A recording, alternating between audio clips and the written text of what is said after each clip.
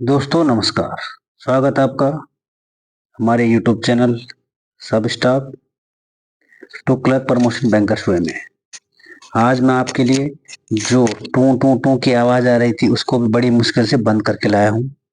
आपको पता ही है मैं वैसे यूट्यूबर नहीं हूँ, लेकिन आप लोगों की क्लास के लिए समय निकाल के आप लोगों को प्रमोशन के लिए प्रिपेयर करवाता हूँ। कल कुछ मिस्टेक हो गई थी कुछ बोलने में, और कुछ जो पीएनबी की वो थी फिनक्कल सीबीएस मीनू, उसमें भी कुछ मिस्टेक हो गई थी, लेकिन पथ प्रदर्शक में शायद वही है। मैंने चेक नहीं किया है वैसे, लेकिन आप देख लेना, है ना। तो उम्मीद करता हूँ कि आप पढ़ भी रहे होंगे और लिख भी रहे होंगे। और आज का जो सेशन है, आज भी एमसीक्यू है, 20-22 से ऊपर एमसीक्यू है, और उनके साथ आपको मिलेगा कि एक्सप्लेनेशन थोड़ा बहुत आपको मिल जाएगा। ठीक है, शुरू करता हूँ। आज का जो पहला सवाल है, पहला क्वेश्चन है, पहला है currency chest are property of. जो करेंसी चेस्ट है वो किसकी संपत्ति है? सबसे पहला ऑप्शन है बैंक की, दूसरा है गवर्नमेंट ऑफ इंडिया की, तीसरा है आरबीआई की, और चौथा एसबीआई की। हर एक ब्रांच की, हर एक बैंक की अपनी अपनी करेंसी चेस्ट होती है। ठीक है भाई। अब जब करेंसी चेस्ट होती है तो बैंकों की होती है वो तो, लेकिन वो संपत्ति किसकी है? अगर आपसे पूछा जाए पेपर में कि करेंसी चेस्ट किसकी संपत्ति है, तो करेंसी चेस्ट हो जाएगी आरबीआई की संपत्ति। अब आप बोलोगे सर आरबीआई की संपत्ति क्यों होगी वो? क्योंकि उसको आरबीआई हैंडल करता है करेंसी चेस्ट को, उसमें बैंक का कोई लेना देना नहीं है। रेमिटेंस आना, रेमिटेंस जाना, जो भी होता है वो सब आरबीआई के द्वारा होता है। आरबीआई ही उसको पेमेंट करता है, वो सिक्के आना जाना, नई करेंसी का आना, जो भी रेमिटेंस है ब्रांच को देना, वो तो बैंक का हो जाएगा, लेकिन बाकी कंट्रोल पूरा आरबीआई का होता है, इंस्पेक्शन करना। ठीक है भाई। तो ये है आरबीआई की संपत्ति करेंसी चेस्ट। ये मत बोल देना सर हमारा है। Next, how many language appear in the language panel of Indian bank note. जो भारत का जो बैंक नोट है उसमें उसके पैनल में कितनी भाषाएं आपको दिखाई देती है? आपने देखा होगा उसमें भाषाएं लिखी होती है, तो उसमें कितनी भाषाएं लिखी होती है? पहले ऑप्शन है 10, 13, 15 और 18। तो जो नोट होता है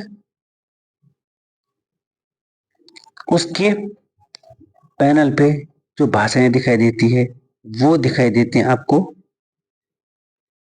ऑप्शन नंबर थर्ड। 15 भाषाएं आपको उसमें दिखाई देंगी। ठीक है भाई, 15। अगर मैं बात करूं बैंक नोट की, तो बैंक नोट की, भारतीय बैंक नोट की भाषा पैनल में कितनी भाषाएं दिखाई देती है मैंने आपको बता दिया है। नोट के माध्यम से हिंदी तथा बैंक नोट के पक्ष पीछे वाले भाग में अंग्रेजी प्रमुख प्रदर्शित होने के अतिरिक्त बैंक नोट की भाषा पैनल में 15 भाषाएं दिखाई देती है। ये मैंने आपको पहले ही बता दिया है कि जो बैंक नोट का जो पैनल होता है उस पर 15 भाषा मात्र दिखाई देती है। ठीक है भाई, इसलिए एक्सप्लेन भी आप लोगों की हिंदी में लेकर आया हूं ताकि समझ में आ सके आपको। चलते हैं अगले क्वेश्चन की तरफ। मोबाइल एडेड नोट आइडेंटिफायर, जो मनी है ना, इस मनी की फुल फॉर्म होती है MANI, mobile aided note identifier. Mobile app किसने लॉन्च किया था? पहला ऑप्शन है एसबीआई ने, दूसरा है एनपीसीआई, तीसरा नाबार्ड, और चौथा है आरबीआई ने। तो जो ये मनी ऐप था इसको लॉन्च किया था आरबीआई ने। अब आरबीआई ने इसको क्यों लॉन्च किया? जो लोग देख नहीं सकते उनके लिए आरबीआई ने मनी ऐप को लॉन्च किया है, ताकि वो नोट की पहचान कर सकें और उनके साथ धोखाधड़ी ना हो और उससे बच सकें। इसलिए आरबीआई के द्वारा इस मनी वो वाला मनी नहीं है, MONEY वाला ना, यह है money mobile aided note identifier. ठीक है, और आरबीआई ने इसको लॉन्च किया है। चलते हैं अगले क्वेश्चन की तरफ। अगर मैं मनी ऐप की बात करता हूं तो भारतीय रिजर्व बैंक के द्वारा लॉन्च किया गया एक मोबाइल एप्लीकेशन नाम मनी है, ठीक है। इसका पूरा नाम है मोबाइल एडेड नोट आइडेंटिफायर। यह ऐप उन लोगों के लिए तैयार किया गया है जो देखने में सक्षम नहीं है। जो लोग देख नहीं सकते उनके लिए इस ऐप का यूज किया गया है, अर्थात दृष्टिबाधित लोग जो विजुअली कमजोर हैं। इसमें कोई संदेह नहीं कि दुनिया में मुद्रा के बिना रह पाना असंभव है, इसलिए आरबीआई ने उनके लिए इस ऐप को लॉन्च किया है, ठीक है। नेक्स्ट क्वेश्चन,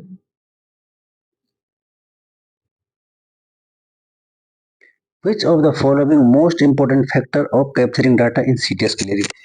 CTS क्लियरिंग में डाटा कैप्चर करने के लिए निम्नलिखित में से कौन सा सबसे महत्वपूर्ण कारक है? सबसे पहले IFSC, दूसरा MICR, चौथा है स्विफ्ट और चौथा है इनमें से कोई नहीं। तो अगर CTS क्लियरिंग जो क्लियरिंग कैप्चरिंग डाटा है उसका यूज सबसे महत्वपूर्ण कारक है उसका ऑप्शन नंबर बी, ठीक है भाई। CTS क्लियरिंग के लिए सबसे महत्वपूर्ण क्या है? MICR, magnetic ink character recognise, ठीक है। अब देख लेते हैं कि CTS क्या है। CTS की फुल फॉर्म होती है चेक ट्रांकेशन सिस्टम। CTS की फुल फॉर्म होती है चेक ट्रांकेशन सिस्टम। चेक को क्लियर करने की एक प्रक्रिया है। जो ट्रांकेशन का मतलब होता है कम करना, है ना, उसकी हिंदी होती है कम करना, लेकिन हमारे को हिंदी से कोई लेना देना नहीं, हमारी समझ में आ जाना चाहिए। तो चेक ट्रांकेशन सिस्टम क्लियर करने की प्रक्रिया है। इसमें जारी किए गए फिजिकल चेक की जगह दूसरी जगह घूमना नहीं पड़ता ना, जैसे पहले घूमते थे PCD कि यार चलो चेक लेके यहाँ जाना है। अब जब से CTS सिस्टम आया, चेक ट्रांकेशन सिस्टम आया, तब से घूमने की जरूरत नहीं, बल्कि चेक की फोटो लेकर ही उसे क्लियर कर दिया जाता है। पुरानी व्यवस्था में चेक जिस बैंक में प्रस्तुत किया जाता है वहां से अदा करता बैंक अपनी शाखा में भेज देता है। तो मेन बात है CTS में MICR का यूज किया जाता है, ठीक है, क्योंकि मैग्नेटिक होता है। और चेक ट्रांकेशन सिस्टम इसकी फुल फॉर्म हो जाती है, ठीक है।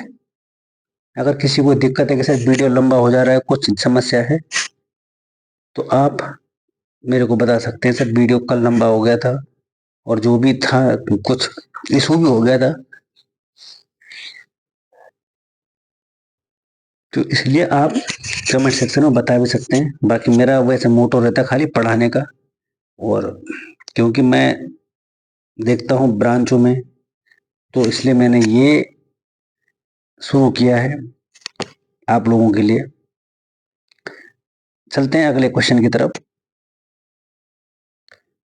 इन PPS which of the following is necessary attributes? जो PPS है इसमें से कौन सा गुण चाहिए PPS के लिए, है ना। अभी PPS है, अब आप बोलोगे सर PPS क्या होता है? PPS होता है पॉजिटिव पे सिस्टम। इस PPS की फुल फॉर्म होती है पॉजिटिव पे सिस्टम, ठीक है। पहला ऑप्शन है चेक अमाउंट, दूसरा है चेक नंबर, तीसरा है बेनिफिशियरी और चौथा है ऑल ऑफ द अबव। तो इसमें बोल रहे हैं कि इसके लिए क्या क्या आवश्यक है PPS के लिए। देखो पॉजिटिव पे सिस्टम के लिए क्या क्या आवश्यक है, इसके लिए सब आवश्यक है। इसका आंसर हो जाएगा ऑल ऑफ द अबव। इसके लिए आंसर हो जाएगा ऑल ऑफ द अबव, सब आंसर हो जाएगा इसके लिए, ठीक है भाई। अब चलते हैं अगले क्वेश्चन की तरफ।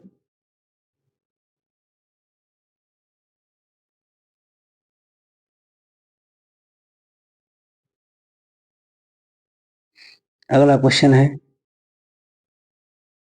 CDBC issued by. जो CDBC है वो किसके द्वारा इशू किया जाता है? अगर मैं CDBC की बात करता हूँ, CBDC की अगर मैं बात करता हूँ, तो CBDC की फुल फॉर्म हो जाती है आपकी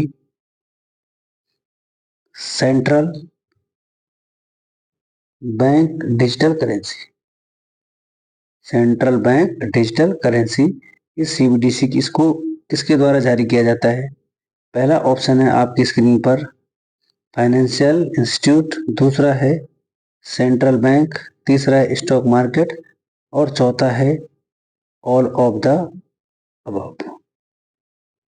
तो जो CBDC है, अगर इसमें देखो पहले आ रहा है, सी में आ रहा है सेंट्रल और यहां पर भी है सेंट्रल, तो इसका जो करेक्ट आंसर है वो हो जाएगा CBDC। इसका मेरा मेन मोटो था आपको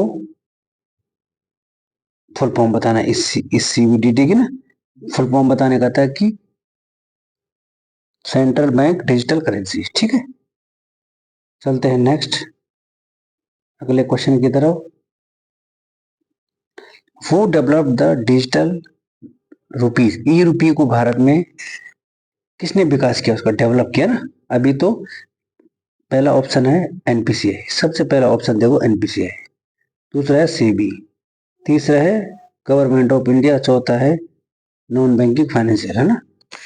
तो इसमें इसको किसने डेवलप किया, इसको NPCI नेशनल पेमेंट कॉर्पोरेशन ने, या SEBI ने, या गवर्नमेंट ऑफ इंडिया ने, या NBFC ने। तो इसको जो विकास किया है, डेवलप किया है, वो किया है NPCI ने। और जो फिलहाल अभी इसका यूज कर रहा है तो वो कौन चलाता है इसको, ई रुपीज को? आपको पता है इसको RBI चलाता है। ठीक है भाई,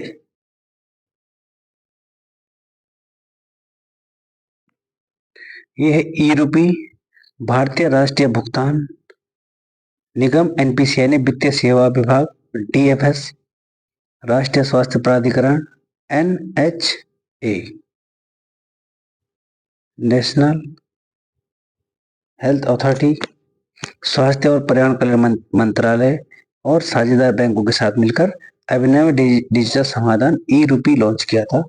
किसने, क्या बताया था मैंने आपको? भारतीय राष्ट्रीय भुगतान NPCI। ठीक है भाई दोस्तों, अगर आपकी समझ में आ रहा है तो कमेंट सेक्शन में भी बताएं, सर हमारे पल्ले पड़ रहा है कुछ, थोड़ा बहुत जो आप बता रहे हो। अगला क्वेश्चन है which is not a feature of digital rupees? इनमें से डिजिटल रुपए का कौन सा फीचर नहीं है?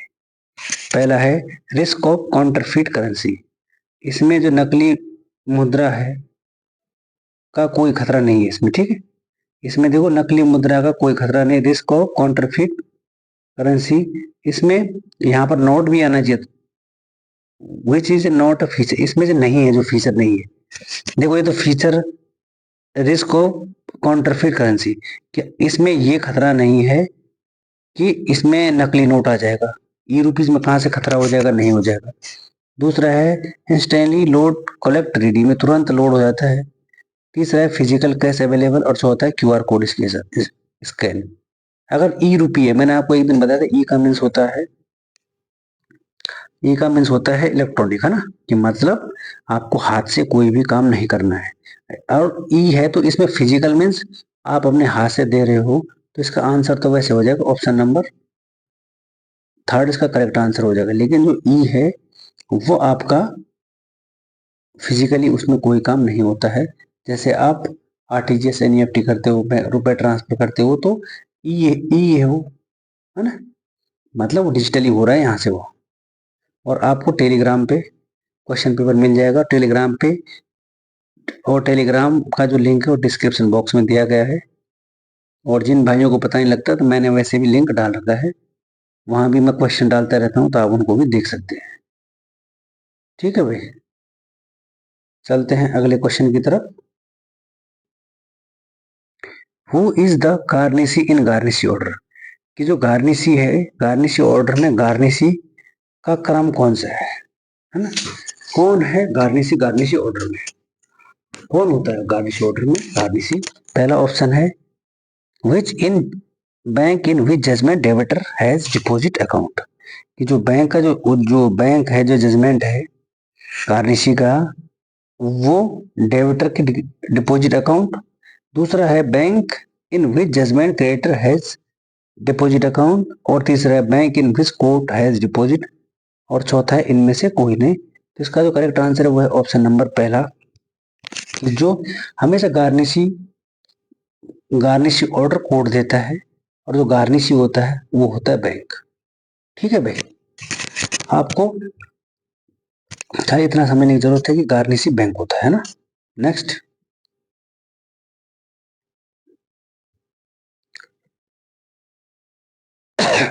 The relationship between the garnishee and judgment order. Garnishee और जजमेंट ऑर्डर के बीच में क्या रिलेशनशिप? मैंने बताया गार्निशी कौन सा होता है? बैंक होता है ना। और जजमेंट ऑर्डर तो न्यायालय जो कोर्ट आदेश दे रहा है, तो उनके बीच में क्या संबंध होगा? क्रेडिटर डेबिटर, देनदार लेनदार, डेबिटर क्रेडिटर, ट्रस्टी बेनिफिशियरी, और इनमें से कोई नहीं। गार्निशी और जजमेंट डेबिटर के बीच होगा डेबिटर और क्रेडिटर का संबंध। Option number B is correct answer. अगला क्वेश्चन है,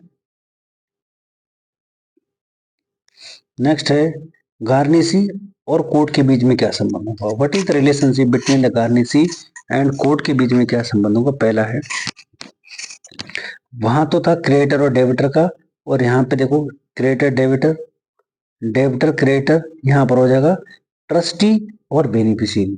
क्योंकि जो बैंक होता है वो कोर्ट पे क्या करता है? ट्रस्ट करता है, तो इसलिए इसका जो वो हो जाएगा ट्रस्टी और बेनिफिशियरी का। ठीक है भाई, चलते हैं अगले क्वेश्चन की तरफ। In attachment order does not mention the amount. अगर कुर्की के आदेश में राशि का उल्लेख नहीं है, कुर्की होती है ना, एक होता है गार्निश ऑर्डर और एक होता है अटैचमेंट ऑर्डर, है ना। उस दिन मैंने बताया वो इनकम टैक्स वाले आते हैं, गार्निश ऑर्डर कोर्ट वाले होते हैं ना। तो अगर उसमें अटैचमेंट ऑर्डर में अगर रेट नहीं लिखा है, रुपए नहीं लिखे, अमाउंट नहीं लिखी, तो तब क्या हुआ? अटैच्ड इंटायर अमाउंट, के अमाउंट को अटैच किया जाएगा। दूसरा, attach as per customer consents, कि मतलब कस्टमर के बिहाफ पे उसको अटैच किया जाएगा। तीसरा है not a valid customer consent, कि भाई इसको वैलिड नहीं माना जाएगा। और चौथा है ऑल ऑफ द अबव। तो इसमें जो अगर आपने कुर्की के आदेश में अमाउंट का वो नहीं किया है डिस्क्राइब, तो उसको नॉट वैलिड माना जाता है। ऑप्शन नंबर थर्ड इसका करेक्ट आंसर हो जाएगा। ठीक है, चलते हैं अगले क्वेश्चन की तरफ। ठीक है भाई, अगला क्वेश्चन है कि what is the maximum amount for voucher creation in digital rupees.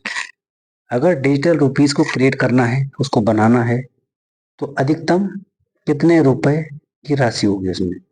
1,000, 2,000, 5,000 या 10,000? तो अगर आपने डिजिटल रुपी को बनाना है, क्रिएट करना है उसको, तो अधिकतम 10,000 तक की राशि उसमें हो सकती है। ठीक है, अब मैं बताता हूँ कि कैसे।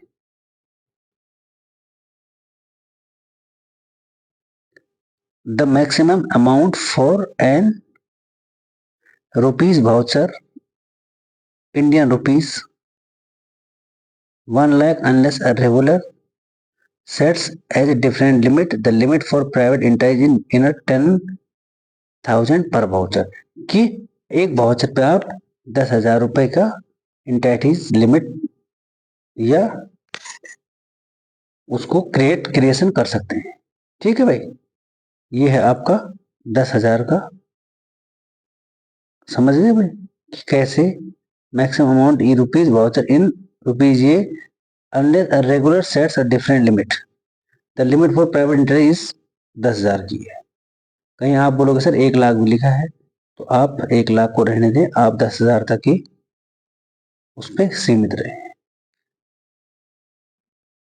अगला क्वेश्चन है, an Indian money market borrowing and lending is on unsecured basis for a period between 2 days and 14 days is non, कि भारतीय मुद्रा के अनुसार 2 दिन से लेकर 14 दिन की अवधि के बीच असुरक्षित आधार पर उधार ऋण क्या कहा जाता है? आपको मैंने दूसरे फॉर्मेट में करवा रखा है कि अगर 1 दिन के लिए उधार लेना है तो उसे क्या कहते हैं, अगर 2 से 14 दिन के लिए उधार लेना तो उसे क्या कहते हैं, और अगर 14 से 1 साल के लिए लोन लेना है तो उसे क्या कहते हैं? ठीक है भाई। अगर 2 से 14 दिन के लिए तो पहला ऑप्शन है कॉल मनी, दूसरा है नोटिस मनी, तीसरा है टर्म मनी और चौथा है इनमें से कोई नहीं। तो इसका जो करेक्ट आंसर है वो है नोटिस मनी। 2 से और 14 दिन के लिए है नोटिस मनी। अभी देखो एक चीज बताता हूँ आपको, यहाँ पर मैंने नीचे लिखा है CNT, ये होता है कॉल मनी, ये हो जाएगा नोटिस मनी, ये हो जाएगा टर्म मनी।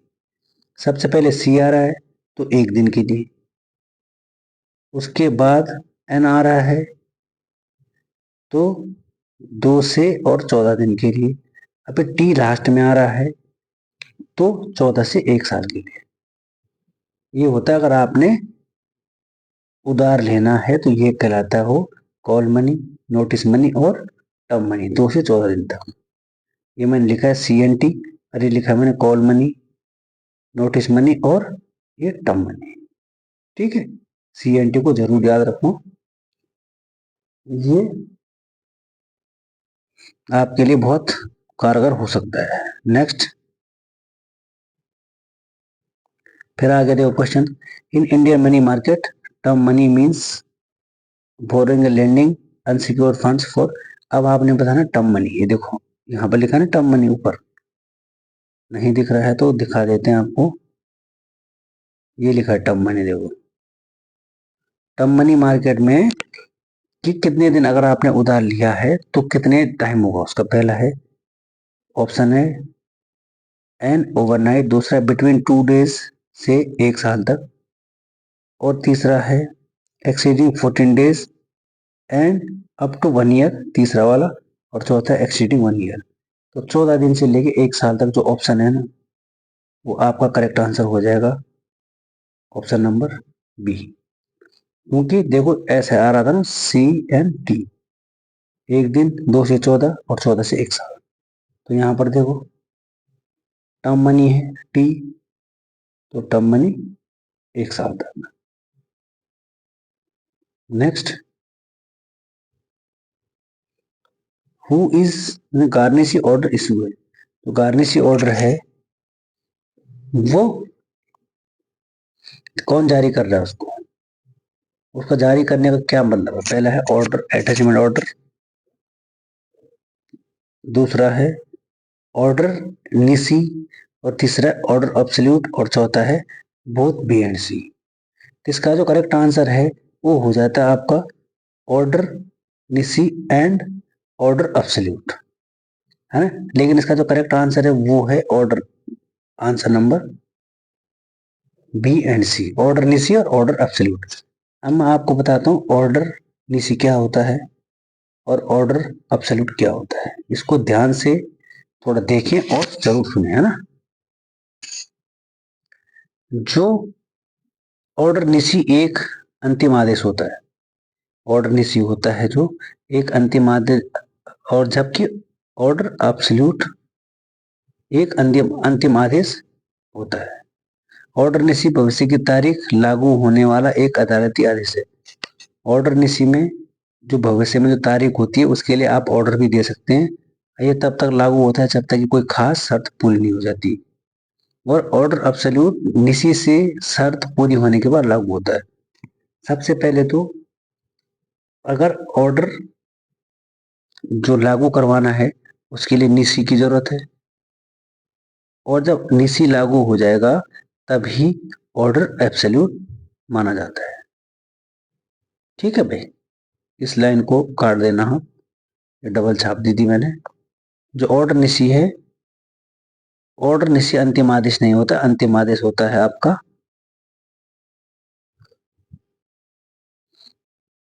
एब्सोल्यूट अंतिम आदेश होता है। पहले भविष्य की तारीख लागू होने के लिए निसी की जरूरत पड़ती है और उसके बाद आपको एब्सोल्यूट की जरूरत पड़ती है।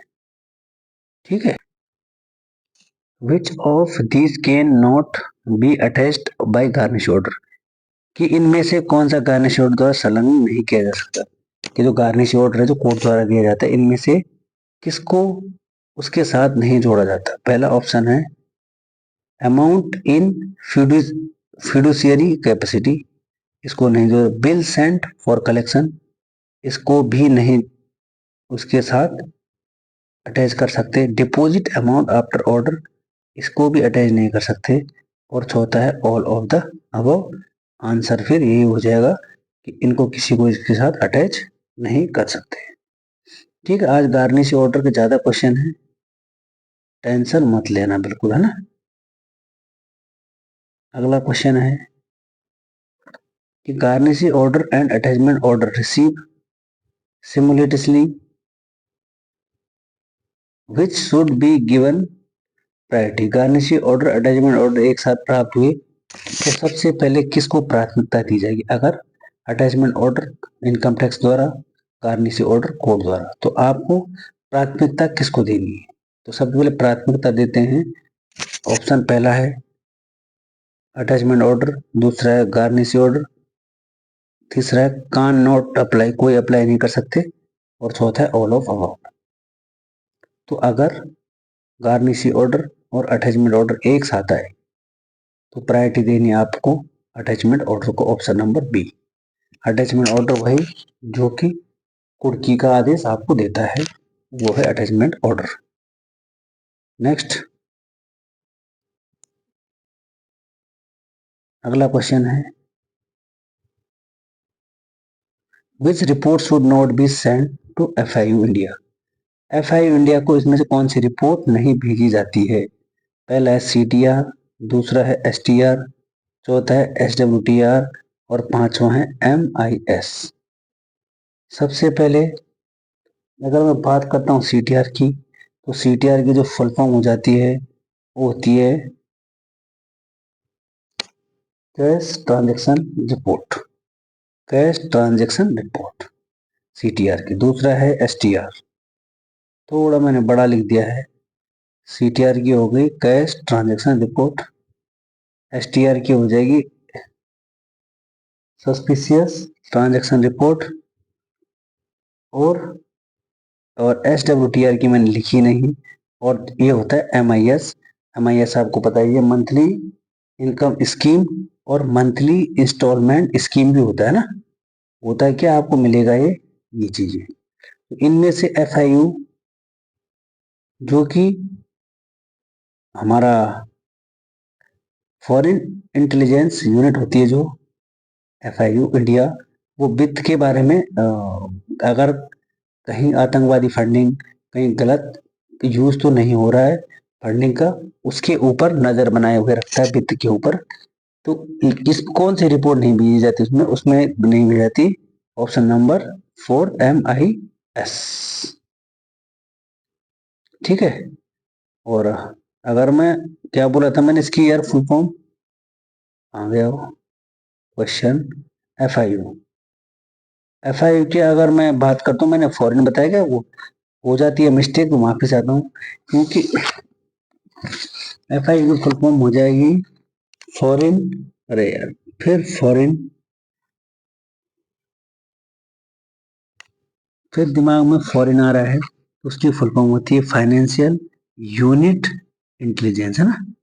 Foreign foreign foreign, financial unit, financial unit intelligence, F finance intelligence unit. ठीक है भाई, हो जाता है जब दिमाग एक बार कंफ्यूज हो जाता है ना। तो financial intelligence unit India, MIS इसका करेक्ट आंसर हो जाएगा। नेक्स्ट, FATF का जो हेडक्वार्टर कहाँ पर है? FATF की बात करता हूँ मैं, इसका मुख्यालय कहाँ पर है? पहला ऑप्शन है जिनेवा स्विट्जरलैंड, दूसरा है न्यूयॉर्क, तीसरा है पेरिस, और चौथा है न्यू दिल्ली में। तो जो इसका जो हेडक्वार्टर है वो मिल जाएगा आपको पेरिस फ्रांस में, ऑप्शन नंबर 3। अगर मैं आपको FATF की जो फुल फॉर्म बताऊं इसकी, तो इसकी जो फुल फॉर्म होती है वो होती है FATF, financial action task force. ठीक है, FATF इसका जो मुख्यालय है वो पेरिस में है। और अगला क्वेश्चन है आज का अंतिम और जो लास्ट क्वेश्चन है वो है FIU। देखो FIU आ ही गया है, इसकी फुल फॉर्म क्या होगी, है ना। इसकी जो फुल फॉर्म होगी वो क्या होगी, मैंने आपको बता ही दिया ऊपर। इसकी फुल फॉर्म होगी first intelligence unit, financial intelligence unit, financial intelligence unique और फाइनेंशियल इंटेलेक्चुअल यूनिट। तो इसका जो करेक्ट आंसर है ऑप्शन नंबर बी है, फाइनेंशियल इंटेलिजेंस यूनिट। तो ये था आज आपका सेशन। अगर आपको क्लास अच्छी लगी तो चैनल को लाइक, शेयर और सब्सक्राइब जरूर करें। टेलीग्राम पे आपको पेपर मिल जाएगा, ठीक है। और बाकी सपोर्ट करते रहिए, क्लासें आपके लिए आती रहेगी। जहाँ पर गलती होती है वहाँ पर आप हमें माफ भी कर सकते हैं। इतनी मेहनत करने के बाद आपके लिए पेपर लाया जा रहा है।